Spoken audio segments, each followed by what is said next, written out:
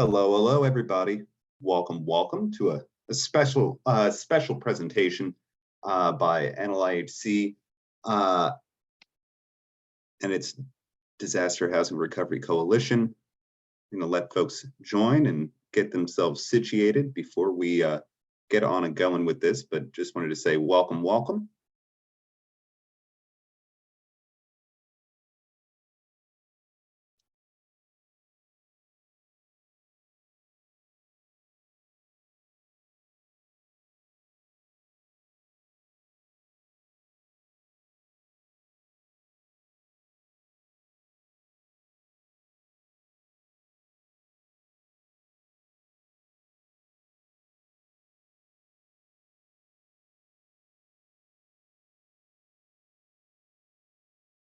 Cool. Again, welcome to this presentation by NLIHC, Disaster Housing Recovery Coalition.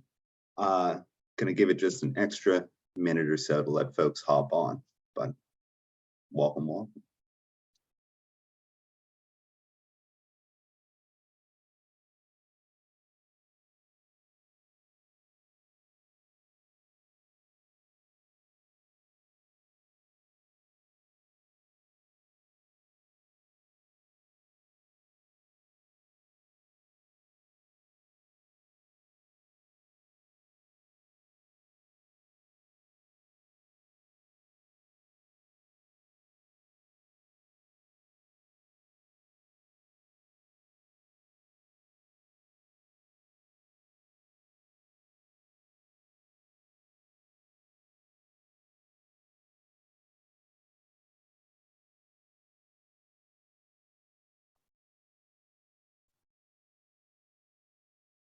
Cool.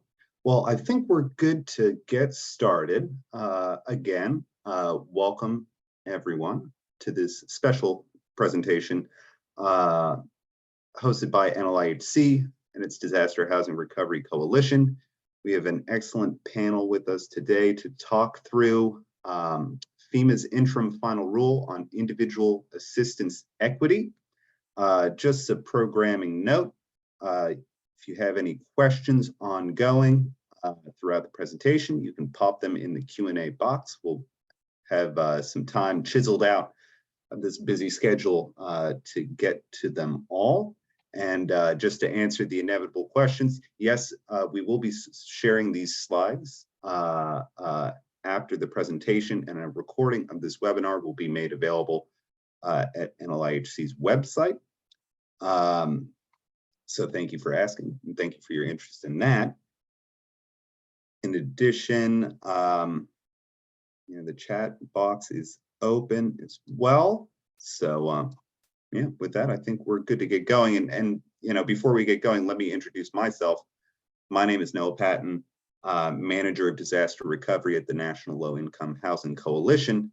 I'm joined by an all-star panel, including Hannah Pearls, Senior Staff Attorney at the Harvard Environmental and Energy Law Program, Maddie Sloan, Director of Disaster Recovery and Fair Housing at Texas Appleseed, Shaylin Sluzalis and Germán Paradis, co-executive directors at the Partnership for Inclusive Disaster Strategies, and Alessandra Gerelman, Director of Research, Center on Environment, Land and Law, Loyola University, New Orleans College of Law.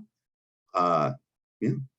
And with that, I wanted to get in just to give you a taste of what we'll be talking about today. I'll take the next slide. Oh, the big changes.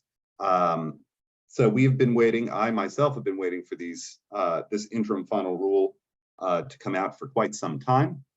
We did have some inkling of what was going to be in the rule, but as we all know with disaster recovery, the devil is really in the details. So it's been interesting to chew through such a large document, replete with changes to various aspects of FEMA's individual assistance program.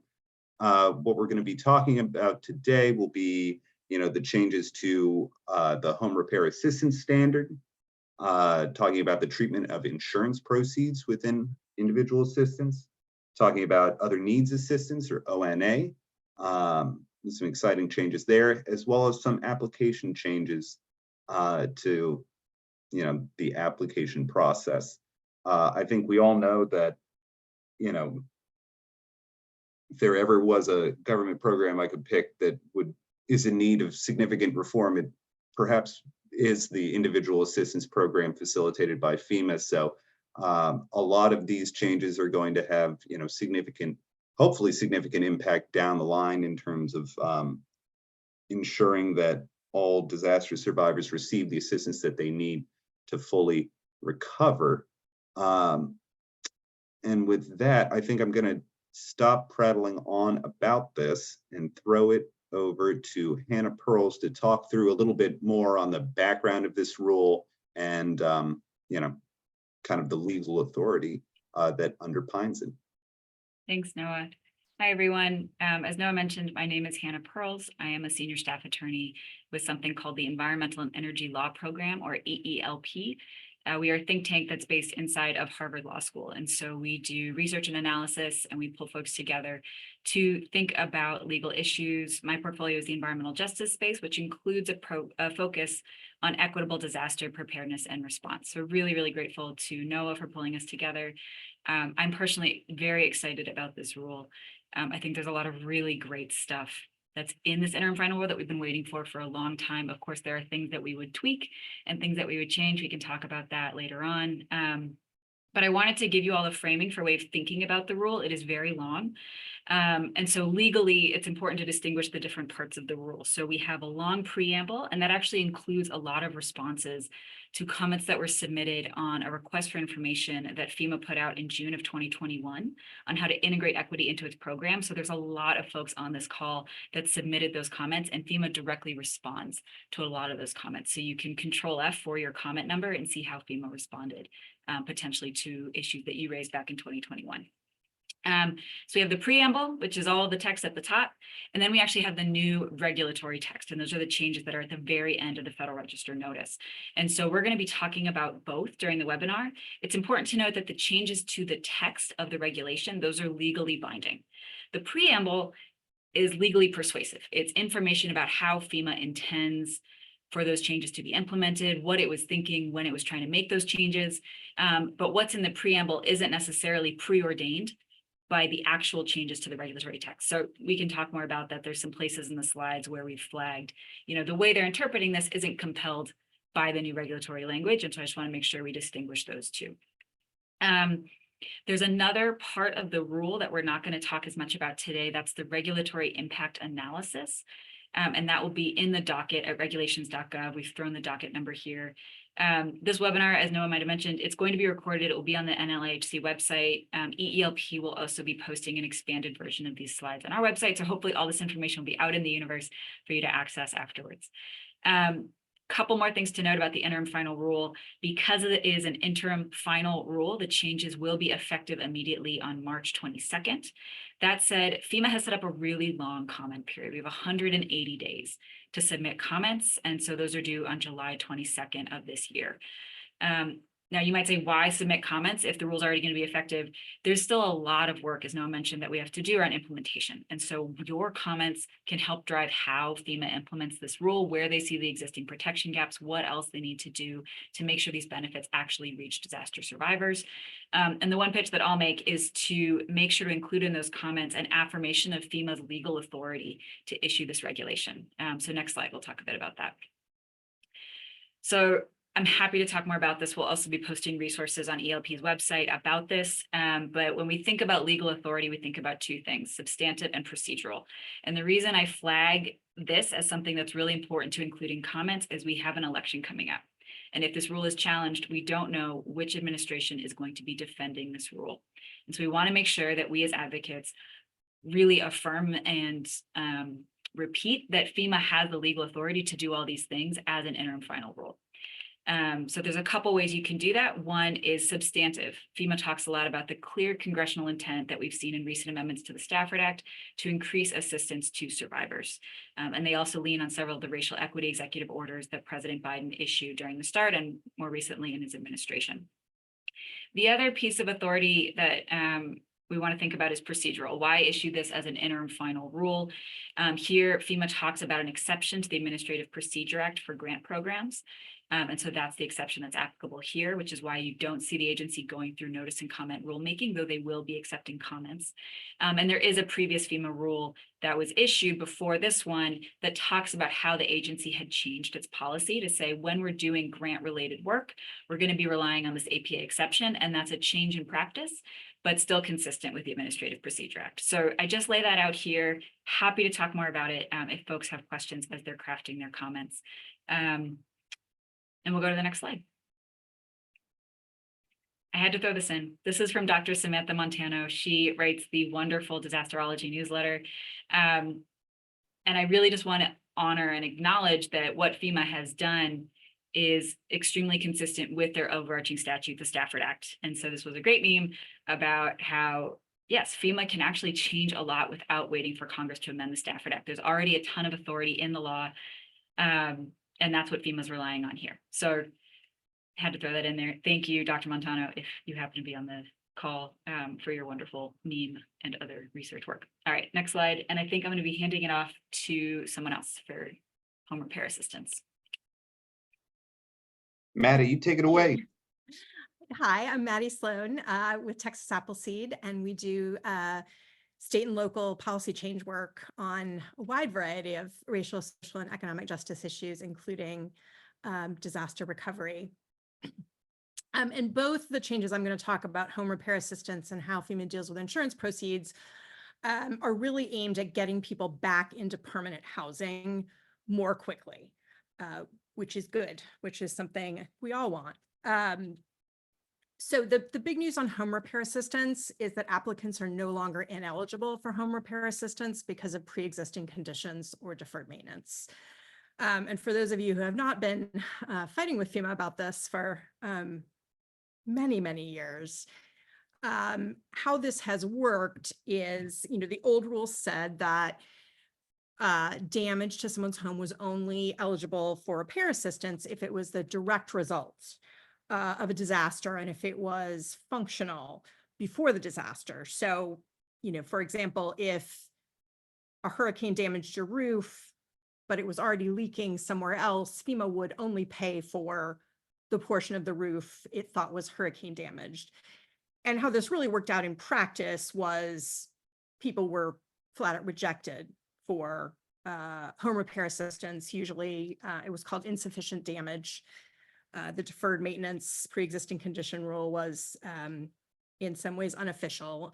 And of course, also how this worked out in practice was that it was homes in low-income neighborhoods, neighborhoods of color, neighborhoods where English was not the primary language, that were really targeted for these kinds of rejections. And we heard directly from FEMA inspectors that they were trained to look for deferred maintenance and reasons to reject folks for help. So the new rule is that FEMA will pay to fix pre-existing damage that was made worse by a disaster if it's necessary to make a home safe to live in. So now they will repair the whole roof, even if part of that damage was pre-existing. Next slide. And really how they've done this is they have changed the definitions. So previously they were defining safe and sanitary to be really specific to hazards or threats that were disaster related and not, how we all think about habitability as, is it safe and healthy in general. The other thing I want to flag here is that the changes that FEMA made to how people can document ownership of homes, those are now, they did a policy change in 2021. Those changes are now in regulation. They are legally binding. And again, they did some work with definitions here. They in particular changed, formerly the definition said a person who doesn't hold legal title but has tax or maintenance receipts, and they've expanded that in line with their guidance, someone who can produce verifiable documentation of legal responsibility. So, tax and maintenance receipts, but there are a number of other forms of documentation, including a self-certification in certain circumstances that that qualify to show home ownership. And I did want to flag in terms of implementation. FEMA is very clear that the inspectors are the people who are verifying these ownership verification documents. The inspectors cannot accept the self-certification. Folks have to get that directly to FEMA. Next slide. So the other change is how FEMA is treating insurance. People who have insurance are now eligible for housing and other needs assistance, even if their insurance settlement equals or exceeds the individuals and households programs cap. So there's a statutory cap on how much FEMA assistance an individual can get in a given year. In 2024, that amount is $42,500. And under the old rule, if an applicant got an amount that was equal to or more than the IHP cap, so 42,500, they were completely ineligible for any other FEMA help, even if the insurance was not going to fully pay to, say, repair their house. Next slide. And I think the easiest way to understand this is what really helped me with it, is to look at an example. So under the old rules, if you had a verified loss by FEMA of over $70,000, but you got $43,000 in insurance, you would be eligible for no help, even though you still had a remaining $30,500 in unmet need. Whereas someone who got less than $43,000 could get up to that $42,500 to repair their home. So under the new rule, you are eligible to have FEMA pay for remaining unmet need up to that $42,500, which is a big difference for a lot of people. This is also an issue because, insurance companies don't treat people well in general, but, we've, I think, all particularly heard stories from folks who are lower income, who are older, who live in communities of color, that insurance companies really lowball them. So, we really hope that this will make a big difference in helping people be able to make repairs right away and get back into their homes. And I think that's it for me. Shaylin and Germán, you take it away. This is Shaylin. Thank you, Noah, and thank you, everyone. It's good to be with you all. My name is Shaylin Sluzales. I use she, her pronouns alongside. And my name is Germán Parodi. I use he, el. We are the co-executive directors of the Partnership for Inclusive Disaster Strategies, the only US-based disability-led organization with a very focused mission of equity for people with disabilities and people with access and functional needs before, during, and after disasters and emergencies. In other words, we are your disability and disaster hub. Along other new things in the reform, as with other parts of home repair, with accessibility-related costs, there's a new section allowing FEMA to provide home repair for accessibility-related items if the applicant has a disability as defined under the Americans with Disabilities Act that predates or was caused by the disaster. The part about being caused by a disaster is new. Otherwise, this is a standing procedure where the applicant's primary residence was damaged by the disaster, real property component, whereas the accessibility feature is necessary to meet accessibility related needs, and the component is not covered by insurance or other features like state waiver. Next. Additionally, The component does not have to be present and functional pre-disaster, even if the applicant's disability predates the disaster. An example of this is if you needed a ramp prior to a disaster, but you didn't have one, you may be eligible for it now with these reforms. People who acquired their disability during the disaster may be eligible for accessibility-related costs. As Herman stated just a moment ago, this is new. So if you didn't have a disability or a disability-related need, like a ramp prior to the disaster, but you acquired a disability due to the disaster and need a ramp, you could be eligible for it. The interim final rule also reiterates that home repair will cover mold growth related impacts, which is a major change and improvement, as we've seen a lot of barriers to folks getting assistance for mold damage after a disaster. It also adds a new section clarifying the individual home program cap does not include some accessibility related assistance, which is consistent with the Disaster Recovery Reform Act of 2018. And we'll get into that in the next slide. Next, please.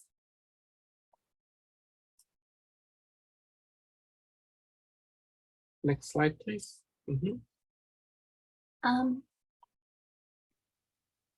FEMA also adds a non-regulatory requirement that a quote medical health care or rehabilitation professional certify that the home repair of accessibility related item is necessary, which is a common practice with a lot of disability related supplies and equipment through state waivers or other related insurance. So that is a pretty common practice, but FEMA will also accept prior medical, healthcare, or rehabilitation professional documentation supporting the need for accessibility related items.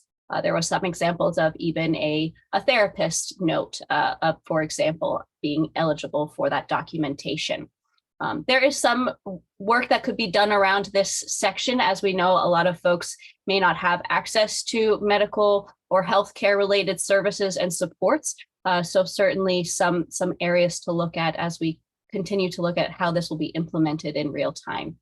And as I mentioned around this sort of no cap, only 3 quote components are currently covered without a financial cap, which are listed as exterior ramps, grab bars, and paved pathways. These are some items that would not have a cap of the $42,500 that Maddie explained just a little bit ago. So there is also some advocacy to be done around this section to expand and add to this list. And this is something that has been in the works prior to the reform. So we at the partnership have been doing a lot of work to really understand what this means and educate the community. So as we continue to learn more with the additions of the reforms and how this plays in together, we'll be sure to keep folks updated and share widely that information. Next, I think goes Alessandra. Hi, everyone. Alessandra Geralaman with Loyola University College of Law. I'm the Director of Research at the Center on Environment, Land, and Law. We do community-based action research, looking at disaster recovery, environmental justice, and other aspects as well. Talking a little bit here about the changes to other needs assistance. First and foremost, whereas applicants previously, if they were above a certain income level, would have to apply and then be denied an SBA loan in order to qualify for the SBA dependent components of other needs assistance. This is no longer necessary. Applicants can still choose to apply, but it won't be required. The components of SBA dependent other needs assessment that are now more widely available with this change are personal property assistance, transportation assistance, and the group flood insurance policies. And also a change in personal property assistance, which permits the repair or replacement of a computer damaged in the disaster.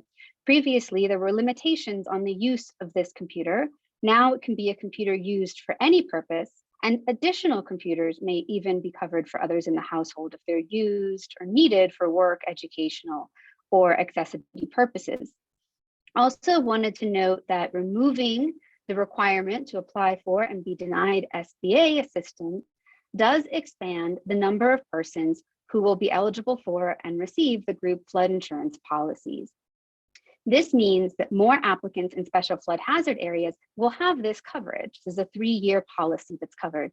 However, it's important to keep in mind that when those 3 years are up, the requirements to maintain insurance are going to stay in place, and affordability challenges are going to be a big problem as they have been. Next slide, please. Also want to talk about a new form of other needs assistance, displacement assistance. This is upfront assistance with immediate housing needs. It covers the costs associated with short-term lodging. So this might include hotels, motels, staying with friends and family, or other options. Short-term is a time frame set by FEMA. It's not clear parameters on it. And the amount is based on a daily rate established by the state, tribal, territorial government. Unlike lodging expense reimbursement, receipts are not going to be required. The applicant's home must be uninhabitable or inaccessible. It might also be made unavailable by the landlord. Applicants who receive displacement assistance can still receive initial rental assistance if they request it from FEMA, but not the lodging expense reimbursement. Next slide, please.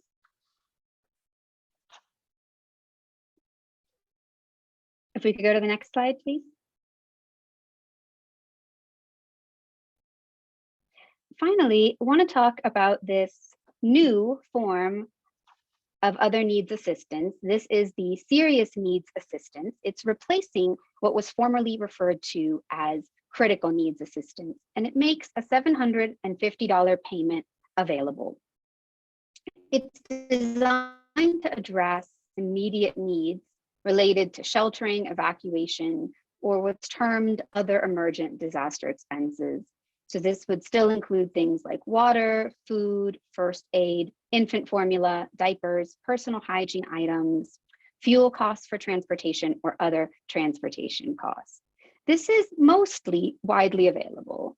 It's authorized for all disasters in which the individual and household program is authorized. This is different from previously when a state, tribal, territorial government had to request and FEMA had to approve the critical needs assistance. And FEMA will not require receipts. So this does expand the availability. Applicants also do not necessarily need to be displaced. They might still be sheltering in their pre-disaster residence, but report a need to shelter elsewhere.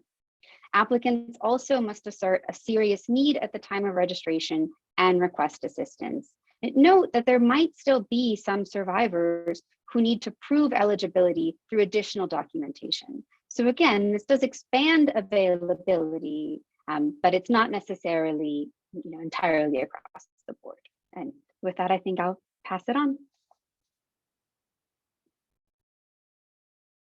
Hello again.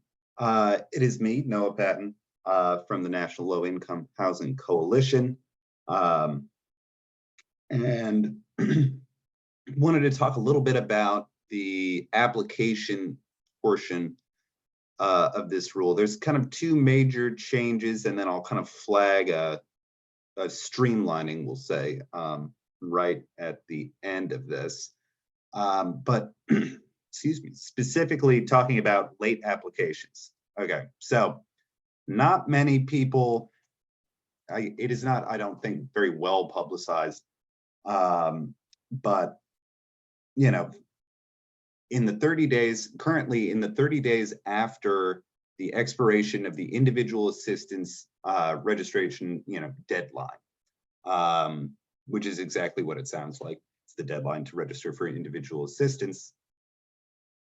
Within that 30 days, you can submit to FEMA documentation that you were unable to submit your application earlier on in the process within the time limit because of specifically, hospitalization or illness of yourself or an immediate family member, the death of an immediate family member, or business and personal travel out of the application area for the full application period.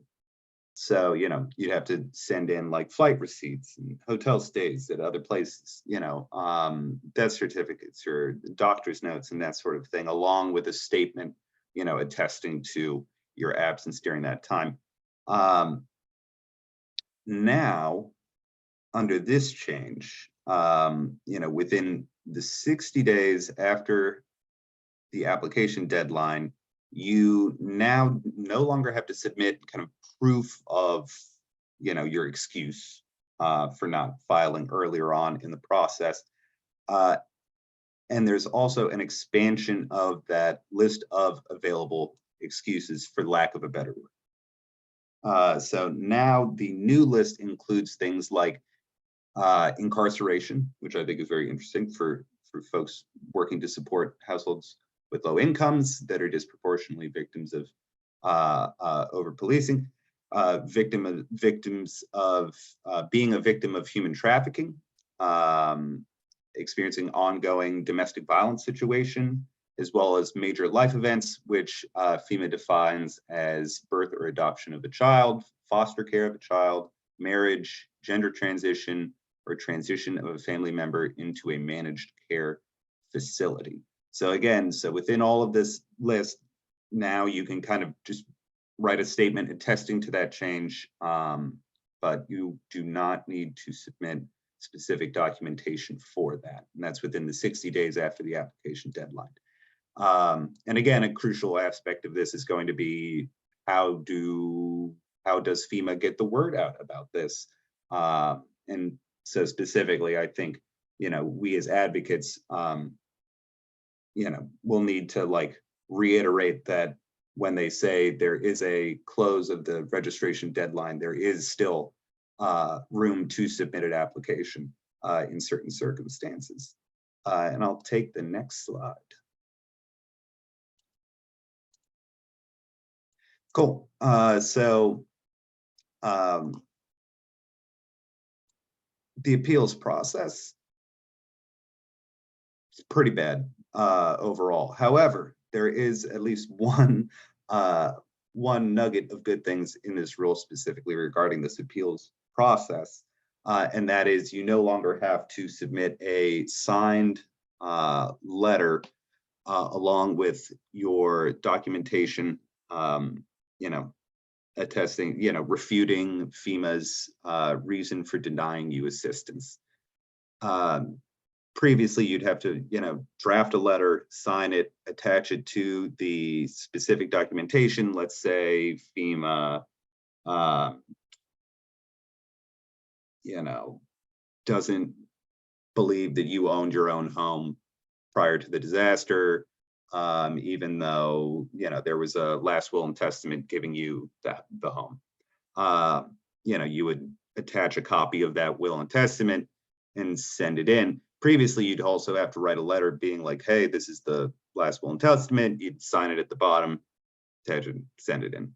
Now you just need to send that one document in. I did want to note that, you know, the current kind of FEMA case management software, NEMIS, you know, does present some difficulties with doing this, just because historically, I think you really need to send in an explanation of, you know, why you are giving them these documents, why these documents would refute your appeal. The folks processing these appeals are typically exceptionally overworked and do not have the time nor training available to them to figure out, you know, to do the legwork to figure out how this is applicable to the reason that you were denied FEMA assistance.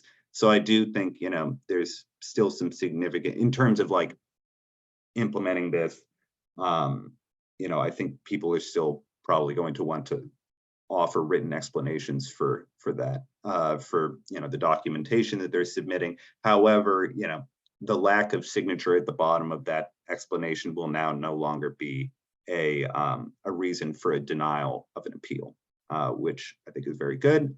Also wanted to flag that FEMA does also offer now optional appeal request forms in English and Spanish at disasterassistance.gov. I did want to flag just at as an additional change, there was some streamlining of kind of the FEMA temporary housing assistance applications.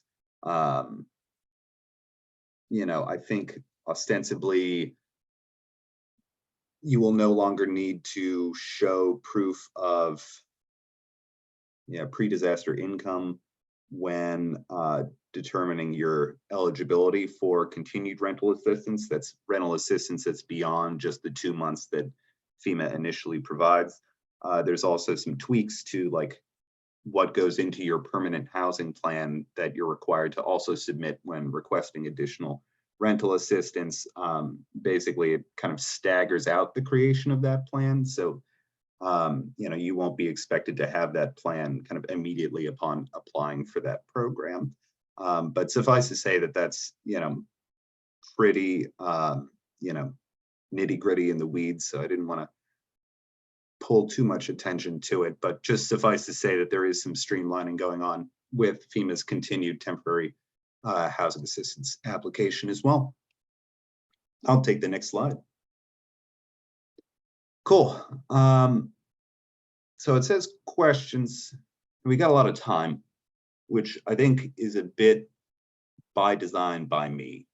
And I think I did this in order to have a little bit of a conversation around kind of next steps, what these rules are going to, you know, how are we going to, like, how is implementation of these rules going to go? And then kind of a broader conversation around, you know, comments for these rules. Because again, we are encouraging folks to comment on these rules. So I'll kind of ask, you know, first and foremost, in terms of assisting, you know, the most impacted disaster survivors, you know, what rules here really stand out to our panelists? Maybe we can just kind of go down the line, if that works. We'll go Hannah. I was actually going to defer to folks who respond directly to disaster survivors because they know best. And easy out, but I'll give it to you. I'll take the last. I'll go at the end. I'll play catch up.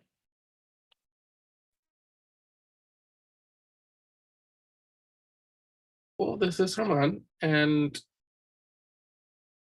we need to be watchful that because they're giving the 750, it doesn't change qualifications of additional services. Also, having been deployed to Puerto Rico during right after Hurricane Maria, the flexibilities around documentation of property, it's a major win that we need to support. There is a big gap for this to be implemented, and the training of all of this, because it will depend on folks on the grounds to make these assessments, and if they're not up to date with the changes in this reform, it's going to cause some struggles. So we need to be paying attention that the training it's accurate, and for folks in Puerto Rico thinking about that this material is also in Spanish for them to be able to understand it and educate other people. And as we shared within the area of accessibility components, that's a major win for people not to have had the ramp, the rails, and other equipment prior, and it now being able for FEMA to support its putting it in, it's going to increase the resilience of people with disabilities for future disasters. Mm-hmm. I mean, I think all those caveats, particularly the ones around implementation and making sure, you know, not only that folks on the ground know what the rules are, but that FEMA staff and contractors and inspectors know what these new rules are and are applying them, is really important. But I mean, a lot of these rules have potential to make a big big difference for folks. I mean, not having to apply for an SBA loan, not having pre-existing conditions essentially bar you from getting home repair assistance. You know, for folks who have insurance, but their insurance is not paying them enough to repair, rebuild their homes, you know, across types of disasters, you know, not being barred just because you got, you know, more than $42,500 in insurance. You know, there is a lot of hope here, and these are, you know, all changes. Certainly, I think a lot of the people on this call have been pushing for a long time, but you know, the devil's in the details of what some of these changes actually look like, and it's in implementation and accountability.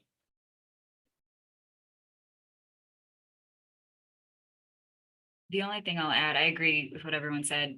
The one piece we haven't mentioned, there are additional changes that we didn't talk about, by the way. We have a stack of secret slides that we're going to post online later this week. There are changes specifically for folks who are self-employed. So previously you had to go to the SBA if you were self-employed to get coverage for the things that you need to run your business, your profession, if you're a student.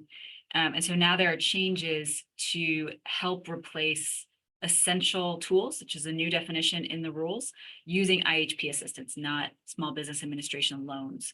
And so those might cover things like tools, specialized or protective clothing. You can now cover computing devices, not just for your business, but in general for your home, and also other equipment. So that is just one additional change that I think will be helpful for folks.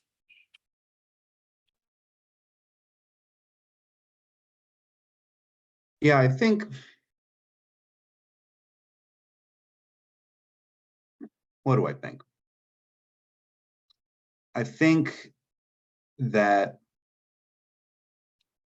the deferred maintenance issue is probably what I'm most looking forward to see, like if they can pull it off in the field. And I know Christina De La Torre, in the Q&A, there was a question, you know, does pre-existing deferred maintenance kind of apply to rental housing or just home-owned property? It would apply to rental property in terms of designated that the home is uninhabitable. So that's also a path to like an easier access to like rental assistance for folks living in non-owner occupied homes.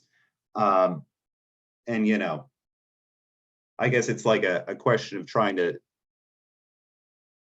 reforms happen so not often in this field that it's a question of like not putting the cart before the horse. And I think a lot of our, you know, just on that last line of questioning, a lot of folks brought it up, is that, you know, this is going to be a massive thing to implement correctly on the ground, especially in the face of, you know, an agency that is, you know, experiencing significant, you know, is underemployed, or like 30%, you know, under the required level of staffing needed to get its job done, and also working through quite a lot of old, you know, case management infrastructure and all of these things.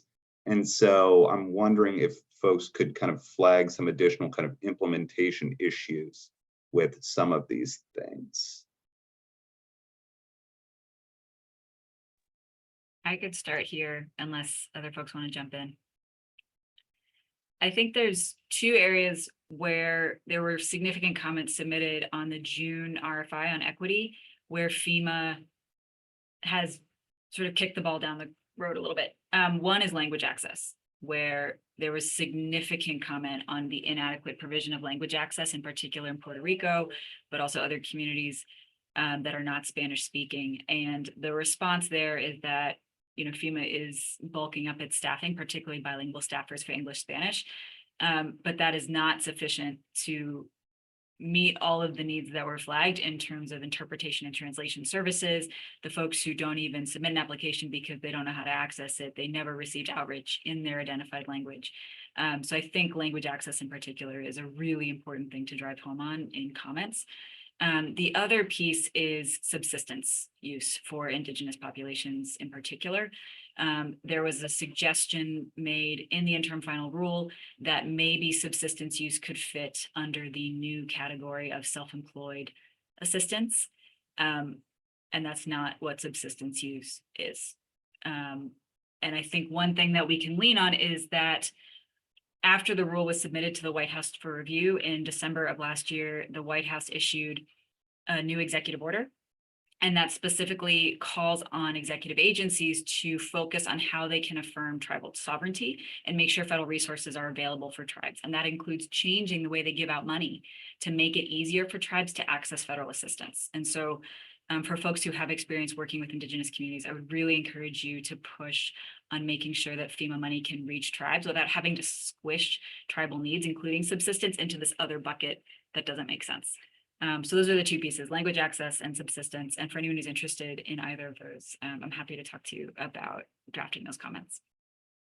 And just to talk about a few things, the new rule doesn't really address that. FEMA essentially punted back to Congress, and Noah, jump in. I think, some of these are stuff are things you know a lot about, but there is nothing for people who were houseless before a disaster. There are no changes there. There are no changes to the requirement that people have flood insurance, and says that they are ineligible if they did not maintain flood insurance after a previous disaster. That is in statute. That would require, as far as we can tell, congressional change. Jump in if any of y'all disagree with me there. Renters, there's nothing particularly, I don't think, new for renters. And one of the things that I think is an issue in terms of implementation and how this works for low-income folks is, FEMA is determining verified loss, based on property value. So for folks who are, lower income, FEMA thinks their property values are lower. That is going to reduce what they get and their ability to recover. So those are some things that FEMA just either didn't address or said we still need Congress to look at those things. Yeah, just to hop in with a few other ones. So I think I was going to say NLIHC will kind of put out kind of a compendium of like suggested comments or suggest comment topics for folks to kind of use, as a jumping off point for that. But like as a few commenters, have pointed out, it's like for wildfire response, recovery, these are pretty, not applicable to a lot of the things that they're saying, because it's like, there is no deferred maintenance during a wildfire, like, because it's your house burnt down. There are certain cases it might be like, a damaged manufactured housing unit or something like that. But, on broadly, like, this is specifically talking about flooding and hurricanes and wind damage and such. There was also nothing on, the disaster housing assistance program, which we've been fighting to kind of re-up, that FEMA has since moved away from and has been relying on its direct lease programs and things like that. I've also heard seen a lot of conversation around, retroactivity, where these rules are specifically forward facing. And so, if you, were denied for deferred maintenance during, in the aftermath of Hurricane Ian or Ida or any of the kind of previous huge disasters that have occurred, you're out of luck for that. So, I mean, and these are, I think, things that would be well suited to be included in a comment responding to the rule about, what they think about that. Yeah, I think, those were kind of the biggest things for me on that. I'm wondering if folks have any kind of additional thoughts about what should be going into folks' comments about this rule.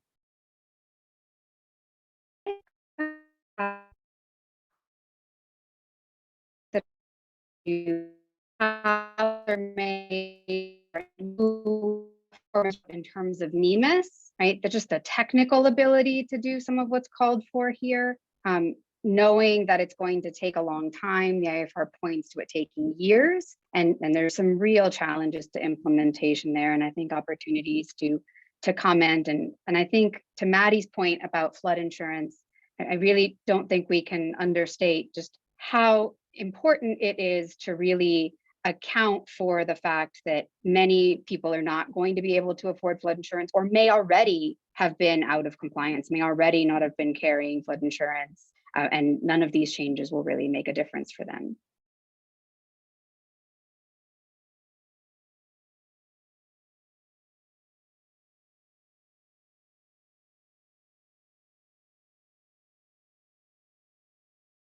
Any other additional comment related things?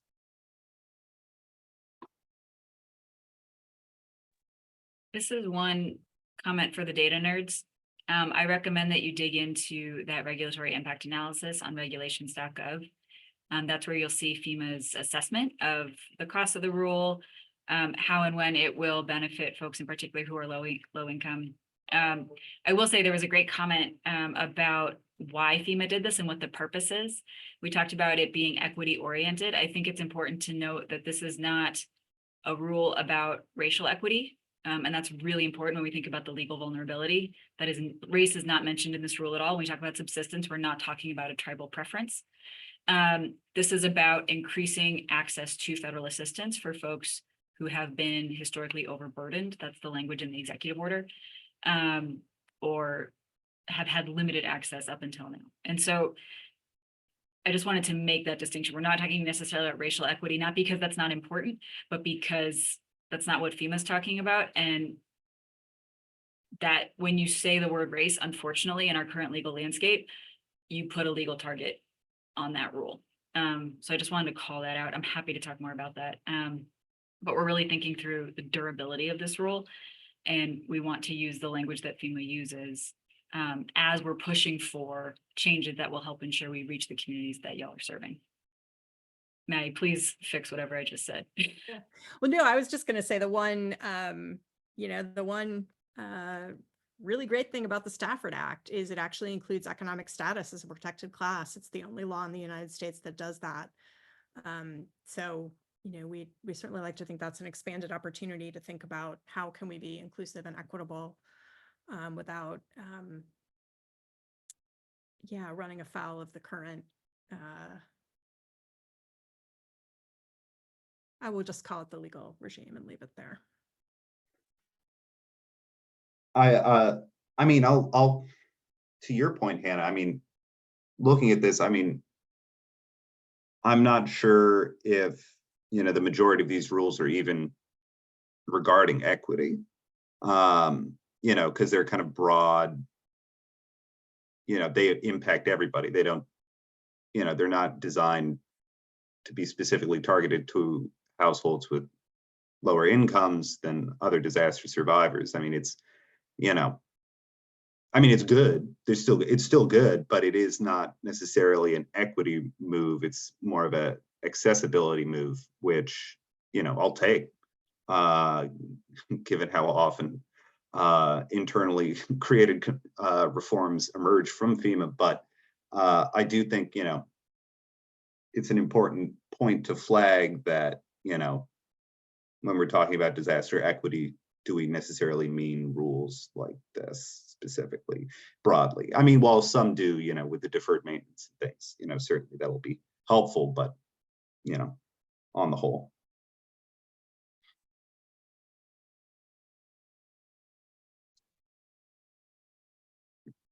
Well, I wanted to see if anybody had any concluding statements or thoughts or diatribes or rants.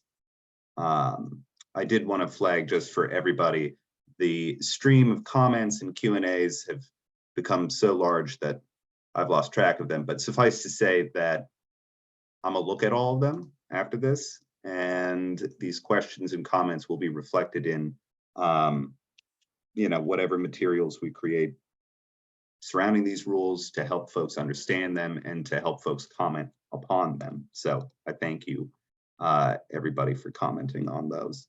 But I did want to see if any of our panelists had kind of concluding statements.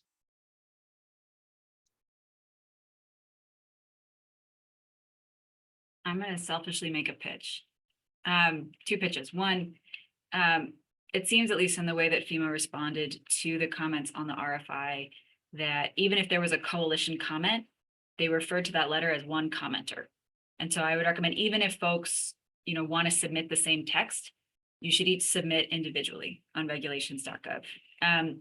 The other thing I'll say is, I know not everyone on this call is a lawyer, and so I've talked a lot about how important it is to affirm FEMA's authority, to think about, what can they change in statute versus not. If you need text, if you just need some language, that is something that our program can provide. So I'm going to throw my email in the chat, and if we can just help do some ghostwriting, that is something our program does. We want to enable as many people as possible to comment on this rule. We're not going to change what you have to say. We just want to help bolster it with a little extra legal oomph. So I'll throw that email in the chat. Any other pitches?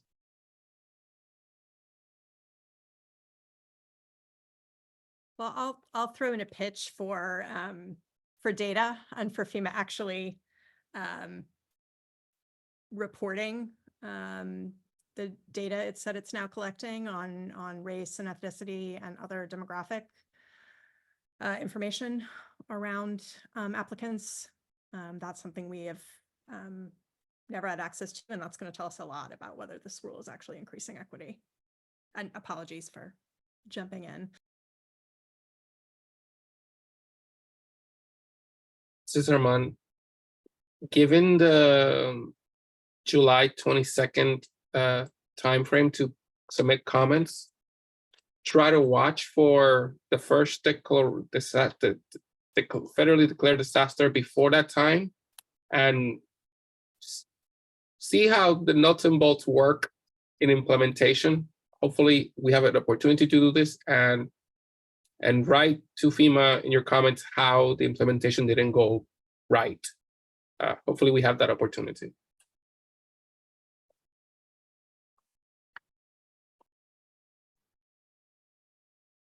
Any other concluding pitches or thoughts or statements or diatribes or monologues? Well, with that, I did want to say, if this is your first time interfacing with NLIHC on disaster housing recovery related things, we do this all the time. We facilitate the Disaster Housing Recovery Coalition, or the DHRC, which all these lovely people are members. That's an organization of over 900 local, state, and national groups working together to ensure that all disaster survivors receive the assistance that they need to fully recover. We meet every Wednesday at 2 p.m. Eastern. You can find out more information about the Disaster Housing Recovery Coalition at that link. And we're knee deep in this stuff and pushing for access to assistance for households with low incomes, folks that were experiencing homelessness prior to a disaster, as well as just all disaster survivors, to ensure that, they can fully recover in the aftermath of the disaster and that their rights are protected throughout. So I just wanted to say thanks to everybody for participating in this webinar. Many thanks to the panelists, many thanks to all of you out there. And if you need anything, just let us know. Talk to you soon.